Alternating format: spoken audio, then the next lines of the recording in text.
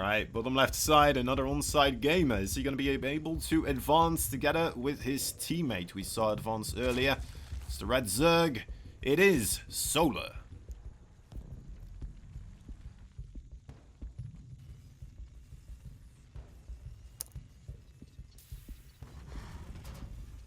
And at the top right, ladies and gentlemen, he had a swift 2-0 against a Laser from Team Liquid. He's your blue Terran from France. It's Clem. Look at that fancy lighting. Yeah? It's got like the lightsaber pulls. He's in the Team Liquid spaceship. Oh, I remember that. That was. You remember the headquarters? That video? Yeah. It wasn't crazy cool. No. Though I don't think he spends most of his time there, right? No. We just got the light poles behind him right now. You know, Solar, much more humble, has just a single overhead lamp. Oh man, reminds me. It's always the most wholesome moment when Solar wins and his wife comes in. You're just like, oh, that's cute. Every time. It's wonderful. Yeah. It's nice. always nice. Man. Yeah. Like, especially when you have some situation where you have like sometimes pros hanging out together and you see them interact after games or on camera after someone wins.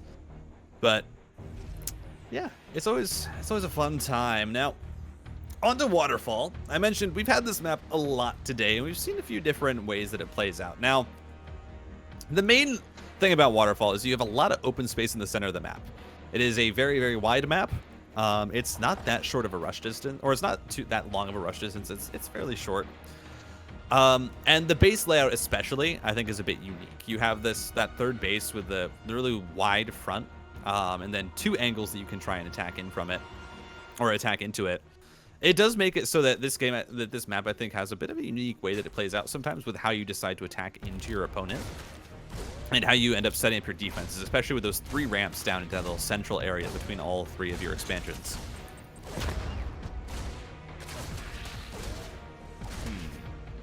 6 circlings here from Solar. A clear sign of respect for the micro of his opponents. Yep, doesn't want to risk losing too much. Third base going down.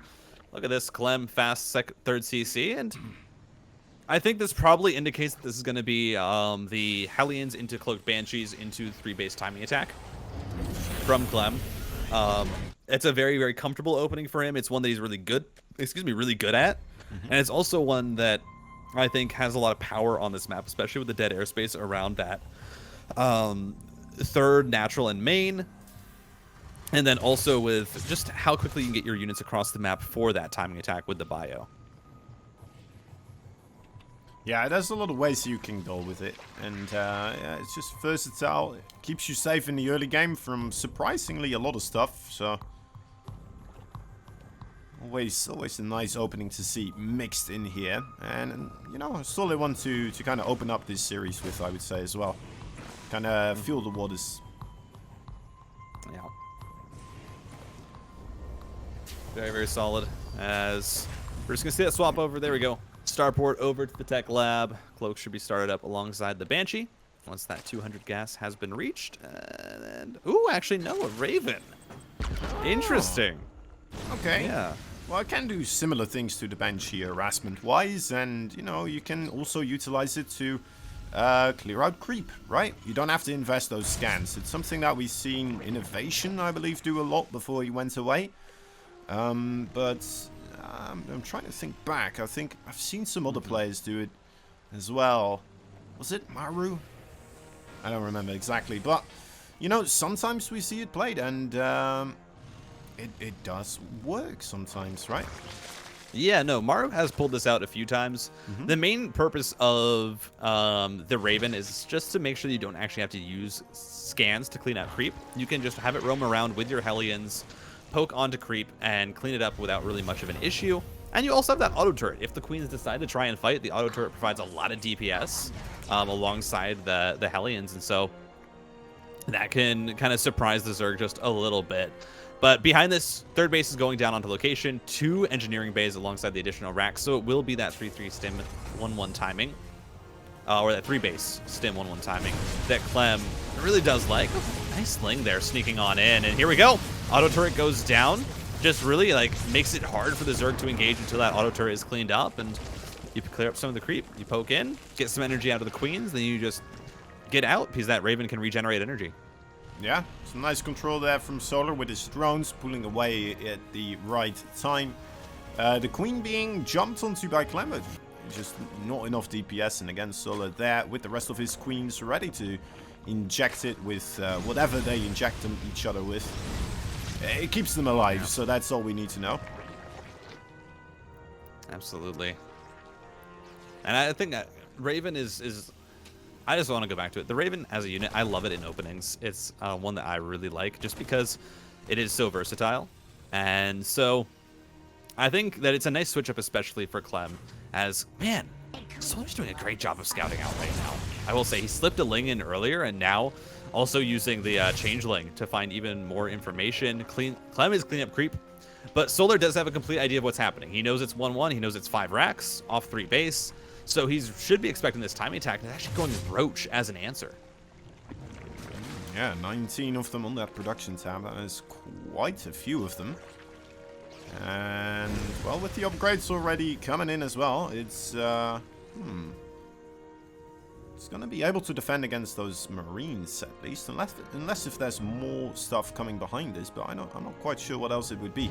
The Widowmine production probably going to be halted here as soon as he realizes. Could still try to utilize them later down the line in some sort of drop.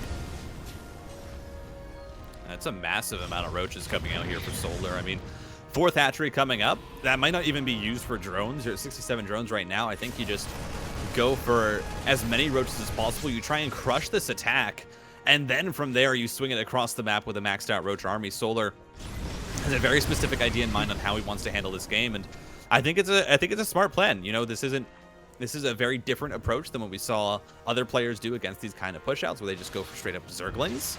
And this time it's 114 supply of Roach Ravager, and it's just going to appear. Solar has hidden this very, very well. The Widow Mines aren't going to be that useful. The tanks are still in production. That 4th command center is going to be canceled as the Widow Mines go down, but you have to be careful with Solar, because again, the way that this map is set up, you have these multiple angles that the Terran can come in from on the high ground, especially. It's the tank there. Is just going to be, I think, Solar not going to die forward just yet. He wants to take these fights with one group of units at a time. Bunker has been set up at the top here towards the 3rd, but that's immediately going to go down. Anti-armor missile lands on everything as the Raven trying to get its value, as the Marines are trying to fight this straight up. The Zerg, it looks like it's starting to fall. The corrosive biles managed to land on so many Marines, though. And Solar, great snipes there with the biles, means that he finds a bit more value than initially he was going to. Continues to fight this out, gets 15 Marines. Was it entirely worth it, though? And supplies 140 to 120 at the end. Yeah, he's making a lot of roaches and ravagers here behind it, which makes me think he feels quite committed to it. Still not seeing any drones interspersed between that in the production tab. He's only on 65. He might just go for another well, the offensive on the front, and if it doesn't work, I'm gonna be concerned here for Solar. He might just feel like tapping out. I do like this, though, going to get rid of the supply depots. That should supply block Clem. Actually did just add in a lot more supply depots, but it will drop that back down to a point where Clem's not going to have that much production behind this. It is now going to be supply blocked. But as you said, it's so hard to fight into this stim bio. It's 1-1. The tanks are there, and I just don't think that Solar can really force it. I mean, you canceled the 4th already. I don't think he needs to continue trying to kill his opponent. He has a 4th hatchery. He can add on a 5th or a macro hatch even if he'd like. I just feel like running up this ramp is so risky, especially with how much bio there is.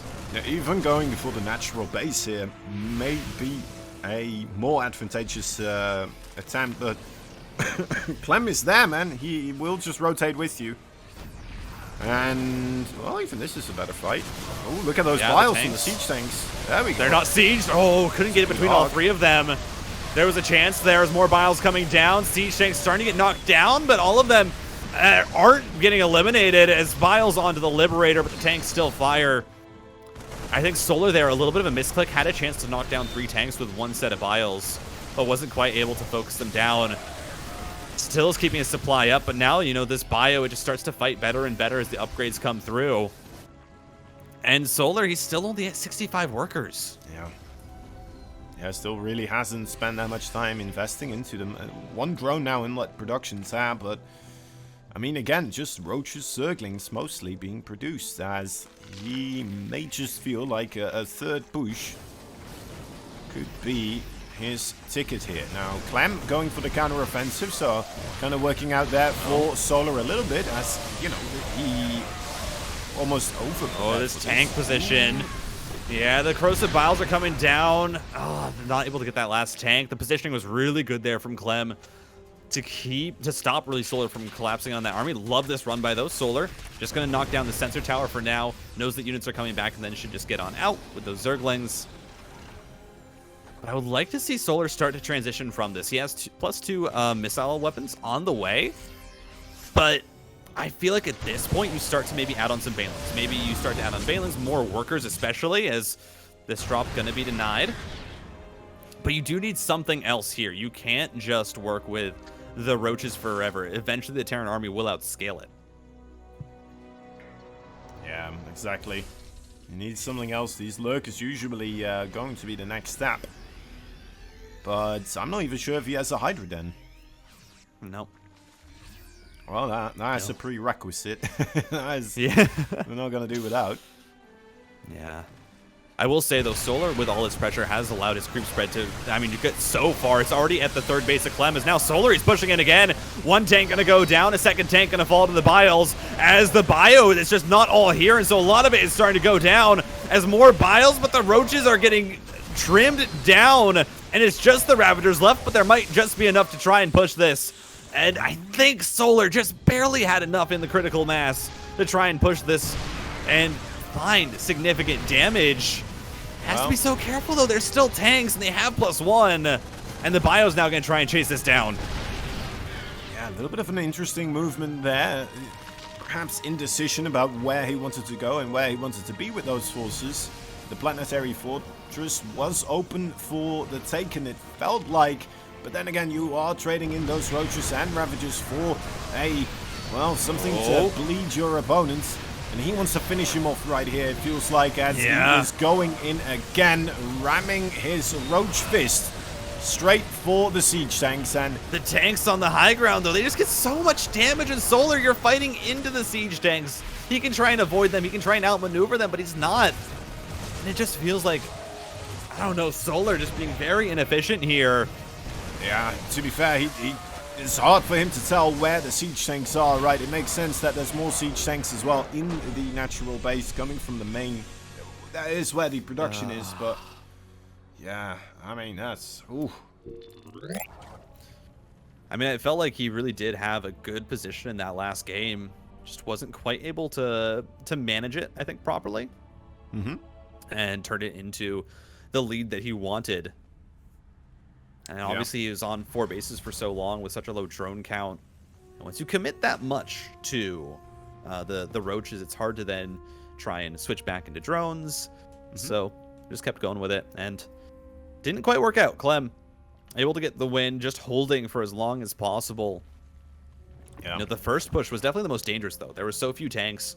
Solar had the third as an option to commit to immediately, but he instead went up into the natural, took a few tank shots, and then went to the third, and that just gave a little bit too much time for Clem to deal with that first one, to deal with that first push. But now we're on to Data C, and I've already mentioned this a lot. Data C, once it gets into the late game, this can be a very, very good map for the Zerg, but it depends on if you let them get there. We saw in the last time Clem played it, still played that very scrappy style, constant attacks, constant pressure, just to make sure that the Zerg never felt comfortable transitioning.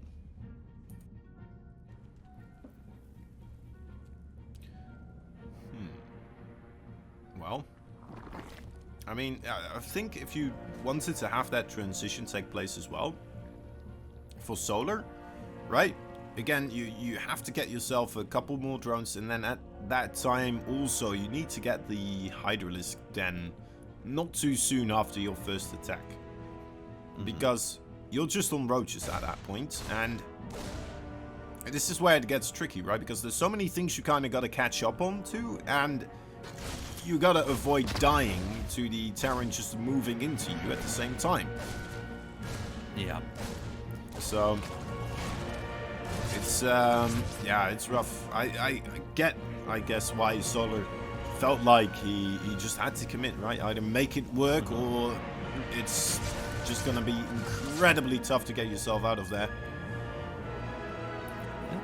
Clem, a little bit of micro, getting comfortable in his chair, finding the maximum comfort position as he's putting down that early 3rd CC. So it should be either the Raven or the Cloaked Banshee follow-up. Data C, you have a bit more dead airspace to work with, so you could possibly see that Cloaked Banshee. I mean, especially that dead airspace by the main and the 3rd base, really easy to take advantage of. As the Reaper was looking for that creep tumor to be already pushed out so that he could snipe it, but Solar hadn't done that just yet. And it's going to be interesting to see what Solar does in this game, because obviously that roach timing, it was meant to counteract any pressure that the Terran might have been doing and try and swing it back across the map. Does he just go back to Lingbane? Does he play that here against Clem on this map? Especially, we saw, I think Solar did a great job of playing the Lingbane, but also transitioning very quickly, getting the Hydralisks, also getting the Viper very soon to help deal with the tanks, and then into the Lurkers. Yep. Yeah, he had a pretty clear path there for the match against Hero Marine, but yeah, Solar, I mean, he can pull, or try to pull a quick card now and again with a quick, dirty roach attack. And, well, at least this time around, I don't anticipate that happening again. Unless if he does something extra with it, something else. Right, he does only go for the one wave and then tries to get the drones behind it. Or if there's something else entirely, like well, maybe a Nidus involved. I'm still hoping for a Nidus to come into this, into today's StarCraft 2 games, but yeah, we'll see. I'll just be patient until it happens, and I'll go bananas. Yeah, I mean, the Nidus Storm definitely has its purpose, and I think definitely once you get to the late game, it has a lot more usefulness. It's the Zerg's nuclear missile in a way, isn't it? It's, yeah, I mean, essentially, it is a way for the Zerg to reposition a lot of army very quickly to try and find backstabs. It's similar to how the Terran has their drops. In the late game, I think that's when you see it more used. The Nidus early, we've seen players like Dark do it still, but I think it's become a lot less popular just because Terrans know how to deal with it. They know how to scout. They know how to have units set up in their main. And so committing to that Nidus in the early game isn't as worthwhile as a kind of a surprise tactic. But here we are. Cloaked Banshees are on the way. That was the choice this game. Gonna look to try and deny the 4th. They should be able to. 2 Banshees do enough damage to actually do the morph speed of the hatchery. Nice run by here by Solar, but also has to deal with Lings on the other side. Or Hellions, he doesn't have a lot of Lings actually available. Is he going to be able to stop them? This shot could be so good. Already 7 going down. Solar needs to pull away. 2 Hellions fall. 3rd one. 4th one is going to go down. Only 7 drones fall. 8 SCVs across the map. A fairly even trade on both sides, I'd say, but I think Clem commits a lot more with the supply of the Hellions versus the cost of the Zerglings, especially. Yeah, I guess the workers for the Terran, they are less numerous, however, although he has 3 command centers producing more of them. I mean, this game could go either way, right? We got Zerglings on the way with the Hydralisk Den as well, so Solar's not gonna do anything, well, super aggressive. Just gonna play the same game he kind of played against Hero Marine, I imagine, and we're gonna see the differences between, well, how this match is gonna go and how it went for Hero Marine. It was also Data C we saw him play on, right? That's the second map. Yeah, Data C was the 3-base 8 racks from Hero Marine. Right.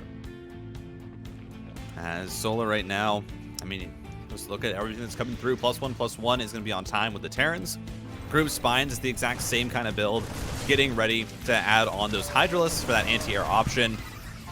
Again, it just helps so much with stopping the Terran from having as much freedom to just push in wherever they want and then just pick up with Medivacs and get out. It's really good to just add on a few of them. You don't want to commit super hard to the Hydras, of course, because in a straight up fight, they are not that good against the Marines. It's really hard to make them work in mass numbers, so you just get a few. I should see that. Clem still has those Banshees alive, surprisingly. I think he's using them right now to defend against run-bys, which is obviously kind of a like a hidden second use of the Banshees after the early game is over. As Clem just trying to apply pressure with Solar, going up to a 5th base, and this game just looking like it's going to go a little bit later. Yeah, which is nice, you know. We can kick back kind of at this point and sit back, watch the fireworks with the Widow Mines potential, Baneling potential, and until the Lurkers come out, I don't think we'll see much other than just small Baneling Zergling run-bys here from Solar. Ooh. Banelings getting some connections there.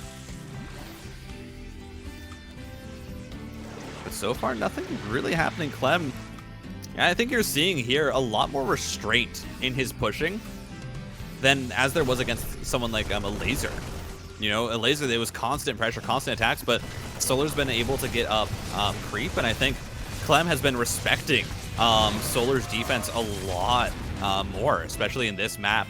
Yeah. Has just not really been risking pushing out as aggressively. I think that's interesting to see kind of how that works. And obviously a lot of that could be the fact that, hey, there's a tiny bit of latency for both players here. You really don't want to risk being that aggressive when you don't have as good of a ping as he did against a Laser.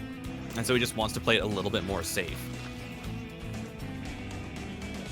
Yeah, and I mean, we're also seeing Solar being extremely good at kind of dodging the Widow Mines. Not dodging them entirely, but, you know, having them set off in first a smaller amount of Zerglings here, and it does help, right? It slowly accumulates your Zergling and Baneling numbers. Now, this is a lot of Widow Mines to try and dodge. See how he does it so far. No. So far, decently good. A lot of the Widow Mines going off, but some connections finally starting to hit. The Banelings, though, were kept back very, very nicely, so now they're going to collapse on in. The Bio just retreating back to the Medivacs is eventually going to get away, but Solar handles that very, very well. I mean, pretty much sacrifices a decent chunk of Lings, but expendable units. Yeah, to the maybe Widow there Mines. were a few more Lings than it necessarily had to be as well at the same time, but you can see if you have enough Zerglings there, the Widow Mine at least goes off, and you get a bit of splash damage onto the Marines as well, right? Yeah. Ooh, nice position here by Clem.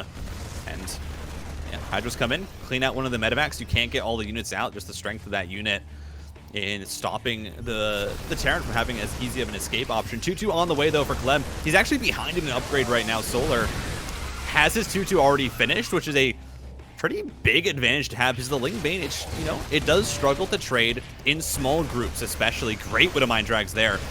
So if you can get that upgrade advantage, then suddenly these trades start becoming very, very hard for the Terran. Look at the wraparound by Solar. Ooh, Clem has to get on out. Yeah, luckily a planetary fortress is available to keep the guard there, as that is a safe place for Clem to drop down. I mean, well, turnaround from Solar. I don't know. Manage. Oh my goodness, more Terran units everywhere. All of a sudden, Clem with a fantastic arc on top of this Zerg army. Will push Solar back quite a bit, and so is that creep going to go the same way. Yeah, I mean, that was a situation where Clem had an army already moving out, brought it back as Solar pushed across the map. Very, very unfortunate timing there for Solar. Loses a lot, is going to have to rebuild. Trying to chase down this army. Widow Mine's burrowing, but they don't actually have a shot ready. As Solar just continuing to chase. Wants to force that lift off, is now going to get it. And now just pushing it towards the third, but, I mean, look at Clem. He's just preparing a counterattack. He says, listen, if you're committing everything across the map, I am going to also try and find some damage. There's nothing here to stop the 5th base from going down. Solar just has to pull away, leaves a few Lings to try and clean up some of the workers and find some more damage. But Solar losing a lot in this trade. Yeah, Clem spiking up on that supply. Solar needs to get rid of these Medivacs right now. Parasitic Ooh, bombs. parasitic bombs. And, well, the Spore Crawler also going to make sure short work of the rest of them. The Bio do manage their way to get into the main base, and drones are starting to go down there. So preoccupied with the secondary engagements here from Clem, as more banelings are there still enough. I'm not so sure, Titan, with the I think so. Banelings rolling in, though. Widowmine shot doesn't connect. Not enough left now to push it, but goes back to the top of the ramp. Is just going to try and hold that. The drop in the main was cleaned up. I gotta say, Solar doing a great job of handling this pressure right now. He's gone up to 6 bases now. And lurkers are on the way. He's made it now to that transition point with the Nidus Worm as well. And this is where we might see, like you wanted, Kozan. Yep. That Nidus into the main with the lurkers could be absolutely deadly right now. And Clem doesn't have a Ghost Academy. I'm looking at that dead space over there as well. I'm seeing one unit of Clem kind of creeping along the edge there, but that is prime territory for an Overseer to come by and drop a Nidus Worm. Even if it doesn't go off, right? Clem has to respect it. He's gonna have to send up units in the further back of his base. He's gonna have to be spread out more. It's just annoying for him to have to deal with overall. And there he goes. There is that Nidus Worm. Oh my, no response just quite yet. Oh, no, wait, he's sending units. He's pulling some units back, but I mean, look at this massive attack into the 6th base. Solar just trying to run through it. Banelane's chasing it down. Orbital has to be lifted off. And guess what? The Nidus Worm goes up. I think lurkers are now into the main. 20 workers go down. No, the Nidus Worm does eventually get cleaned up. Solar didn't commit into that, knowing that there were units there. The ghosts finally did pop out, so I was wrong. The Ghost Academy was done, just no ghosts on the map for Clem. But look at Solar's supply now. Skyrocketing ahead, 30 supply ahead of his opponent. 20 SDVs killed. That base has to be replanted. And this is what makes it hard for Terran. On Data C, there's so many different ways that the Zerg can attack in. They can try and get surrounds, hit different bases. And as the Terran, you have to be on top of your responses, on top of your micro to be able to handle all of it. Yeah, Clem again here being preoccupied with another Nidus Worm. So we're seeing his entire army moving backwards because he just doesn't want to be caught off guard when he's not looking. And guess what? That gave a lot of free room for the Zerglings and Banelings to get back on top of this command center. And another denial is going to take place. That's going to be a kill. Immediately. Oh, a kill even. Yep. Well, a little bit of counter-aggression. That's working out. Yep. Denies the 8th, which is, I mean, big. You need to deny as many bases as possible right now. Solar's economy is absolutely massive. 90 drones here on 7 hatcheries. So hard. And, oh, Nidus goes up. Lurkers are now dropping on in. They're in the back of the natural. Disastrous here for Clem. He didn't respond in time, but he's trying to get another base down. That 5th now being focused, but the natural is going to be just completely cleaned out. The Lurkers being, I mean, chipped away at by one of the Liberators. As another base goes down, Lurkers still trying their best to find damage. 8 SCVs have fallen. Oh, just barely out of range. That's so heartbreaking to see there. Clem, he's desperately trying to hold on here to whatever he's still got. His army's still strong. So that is his one golden ticket here, perhaps, out of this situation. But, I mean, that opportunity might be closing in as Solar is approaching max supply again. He's going to start banking up more and more minerals. It's not a lot of time to work here for Clem. Yeah, the Solar preparing here for an attack. Has his army set up, and the supplies are starting to even out. I mean, Clem found some really great trades there, knocking down a few bases. The Lurkers didn't get that much damage done, and so now Clem's going to be setting up. He's trying to take a 5th, knocking down the 8th once again, getting that cancel. And looking at the upgrades, these Lurkers, they do have +2, and that just does make them that much more dangerous. Actually, are there any more Lurkers? Did Solar commit all of them across the map? He may have. Yeah, I don't think he has many more. We've kind of seen him stop going with the Niduses as well. He might just, you know, go for an extreme amount of banelings here before he decides to just move in from multiple angles at the same time. For this base right here. Oh dear, there's no army here. There's a couple of Widowmines. More units are trying to make their way across, but you know what? He keeps it somewhat safe. Ooh, Solar drives his way back into this. Well, counterattack as well. I mean, I love it. Solar's hitting multiple positions at once. Snipe there onto the Viper is very, very good. Gets rid of a full energy Viper. 7 SCVs go down. Clem down to 53 workers. As this is now starting to become a fight for survival for Clem. Sure, he's maxed out, but Solar is building up a bank. Oh, great parasitic bomb here is going to knock down so many of the medevacs. Banelings actually finding good connections there as well. My goodness. Another base drops. Clem with his back up against the wall. We might be going into game number 3 here momentarily. Now, Clem still working with 88 army supply. He's going to try to make it work. He could, in theory, make this work still. But he's going to need every man right now available. I guess the SCV's not that important anymore. It's just this army that is important. I mean, Clem, he needs to try and end the game here. He's only down 20 army supply, but it's just such a strong army from Solar. It's Vipers, Hydras, Lings, and Banes. The Widow Mines are dragged beautifully. Just means that there's no chance of those getting any strong connections as now the Hydras push forward, clean out the Liberators. And yeah, Solar finally going to be the one to take a game off Clem here. Yeah, I mean, how's he gonna do this, right? Even if he does move across the map with his entire force in one ball, trying to find a fight, Solar could just go for the base race. Yep, here we go. Just come on in. Solar trying to end the game. If he cleans out this base, cleans up this army, then that is it, and it looks like it will be. Solar gets a game back, ties it up, and we're going to game 3. That's all bright side. Blue Terran, Team Liquid. It is Clem.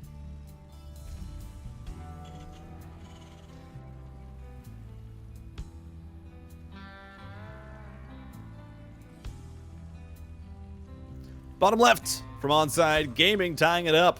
Here's your red Zerg. His name is Solar.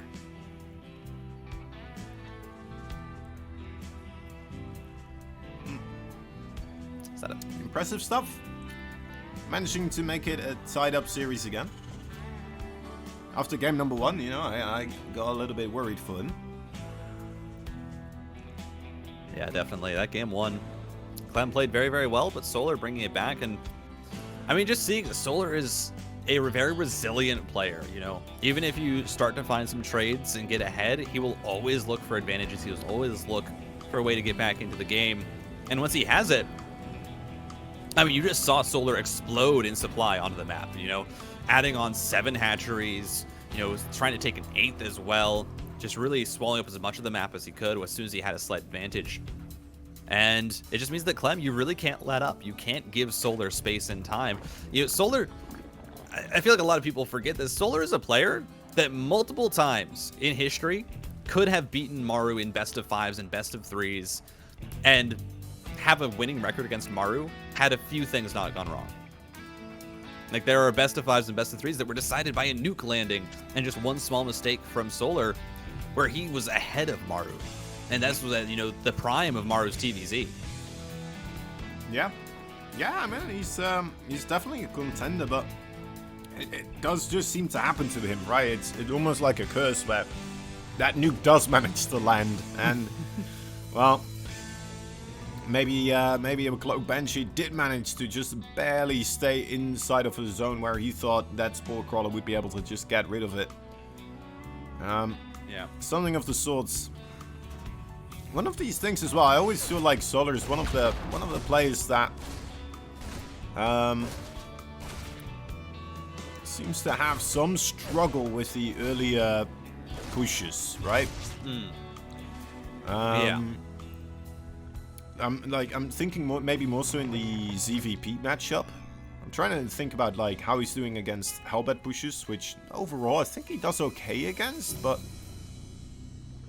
we'll see. It's very unlikely that we'll get a Hellbat push out of Clem anyway, right? Right? Yeah, I don't think you do Hellbats on this map. I think this is probably going to be Cloak Banshee once again. It's just such a risk. The Hellbat timing attacks. The thing is about the Hellbat timing attack, it's very polarized in the StarCraft community. Some people are like, oh, they're not that bad. And then some people thoroughly believe that they are the worst thing ever.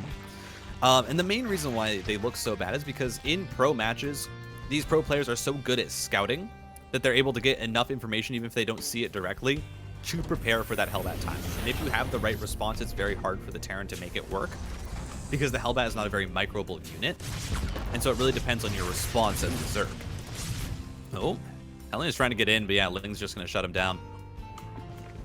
But essentially what that means is that doing it in a pro match, it doesn't look that good, because the Zergs are able to read it, they're able to prepare the units, and then it's all on them just to clean it up and respond to it properly. Whereas other timing attacks, you have a bit more variation in, you know, how responsible each player is for how it goes. You know, when a 3-racks, you have stim, you know, on your bio. It's how you split, how you handle that pressure. So that's why it doesn't look good. On the ladder, Hellbat timing attacks are probably great because players aren't as in tune there. But just in a competitive, you know, in top tier tournaments, that's why you don't see them as much. And when you do, they usually fail pretty heavily. Yeah, I think Bjorn is one of the players, right, that we still see consistently still attempting it. Clem, Yeah, that's why I'm wondering about Clem. I know Clem really likes Bjorn, right, as well. So, I don't know. Yeah. Yeah, I think Bjorn is a player. One of his go-tos is the Hellbat timing attack, especially in tournaments where he's just trying to play out a standard game. That'll just be his go-to early pressure, which is a little bit different from how other players do it with an all-in. But I think he mostly does that as, you know, it can get some damage, but I can still transition out of it. And I think in that case, the Hellbat timing attack is not as bad, but also, you know, it's a lot less deadly. Yeah. Yeah.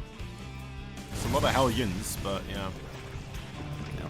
Yeah, I'm getting that armory invested as well this early on.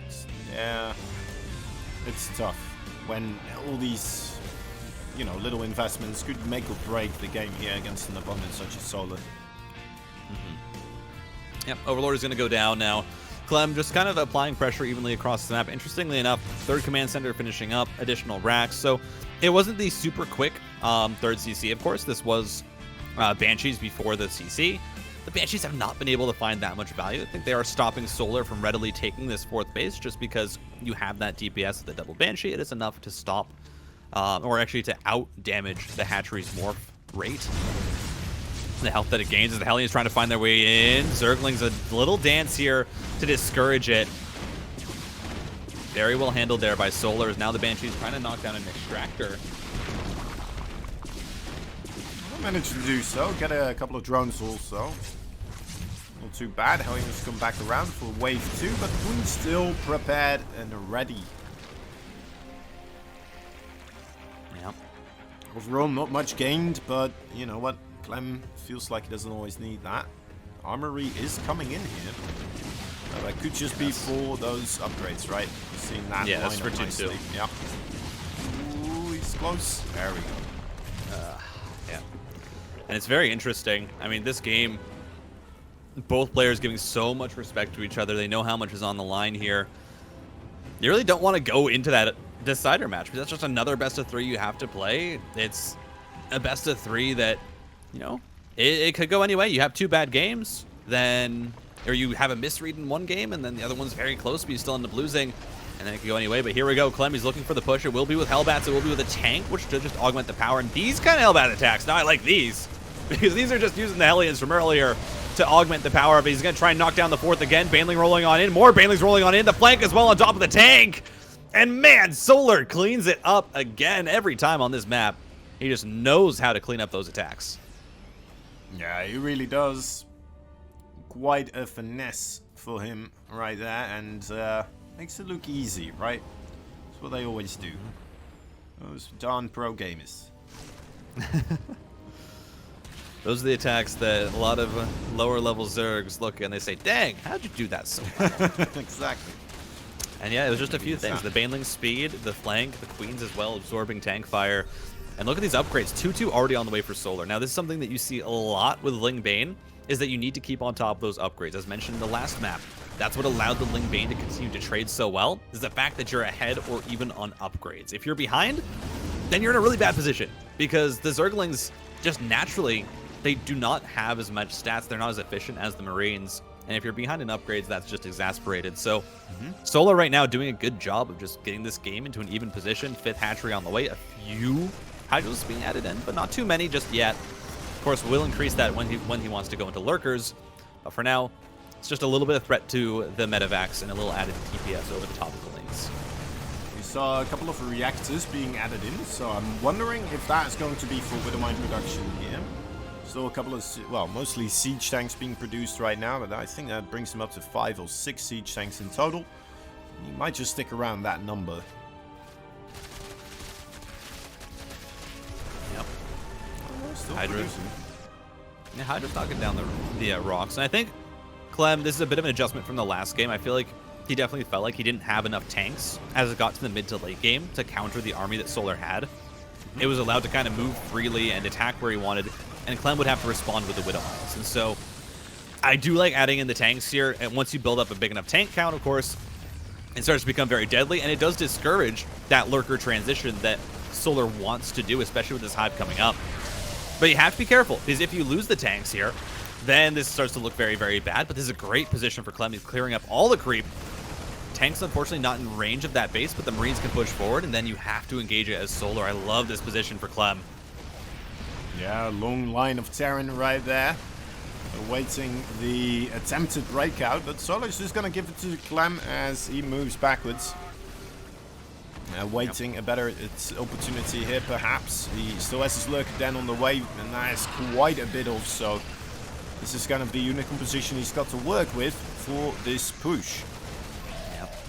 It's a bit hard, though, once you get towards pushing this third base here, just because of you no longer really have those choke points. You have a massive amount of open area, and look at this, Solar! He sees the Terran grouped up, wants to commit on in. Baneling's going to roll towards those Marines. The tanks are going down. There's still so many Banelings available, but there's so much bio for Clem. 114 supply here of Terran. And Solar has to back up. He can't force Clem back just yet. Yeah, coming forwards, that creep, it's going to be a while before it's all gone, but where's the Zerglings and Banelings to really make use of it in time? Yep. See them just backs up. Solar, yeah, just gives up another base. And this is where it starts to get a little bit scary here for Solar. You've now given up 2 bases. You know, the first one was all right, but now you've given up 2. That's a lot of income that you're now losing. Sure, you've reestablished that base. Banelings get some decent connections. But this is definitely a losing position here for Solar. He needs to find he needs to find amazing connections here with the Banelings, as this is getting quite dire for him. Yeah, he can't just keep sacrificing his own bases here. He needs to have a break. A lot of creep is underneath those Marines. The Banelings do manage to catch up there. Enough Hydras also to fully push this out as the Medivacs try to escape. A couple of Banshees are coming across the map there as well, but look at that next army already coming in. And it's already on the edge of creep. Yeah. I mean, it was a great cleanup there by Solar, though he gives himself a little bit of breathing room, but he has to replenish. He's going to have to rebuild very, very quickly for the next part of this attack. But Solar, he's holding on. He is tenacious. He's down 30 supply at the current moment. Needs to find multiple good engagements here to be able to really alleviate this pressure. As Banshee's just going to get cleaned up in this position. Clem's going to try and take advantage of it. Doesn't have as many tanks as he did before, which does make it a little bit harder. But Solar hasn't knocked down those rocks, so he doesn't have easy access to the flank angle. As here we go, Solar just going on in and wants to snipe off the tank. There's so many Marines, though, Solar. You got the tank, now just back up, and he does just that. Okay, well, tries it again here. Banelings moving forwards as the siege tanks are getting some okay shots. Look at the amount of Marines that are just back standing still there. They will just be moving this might forwards. just be it. And there it is. GG is called. Clem takes game number 3 as he will be our first Group A person moving forwards towards the round of 8.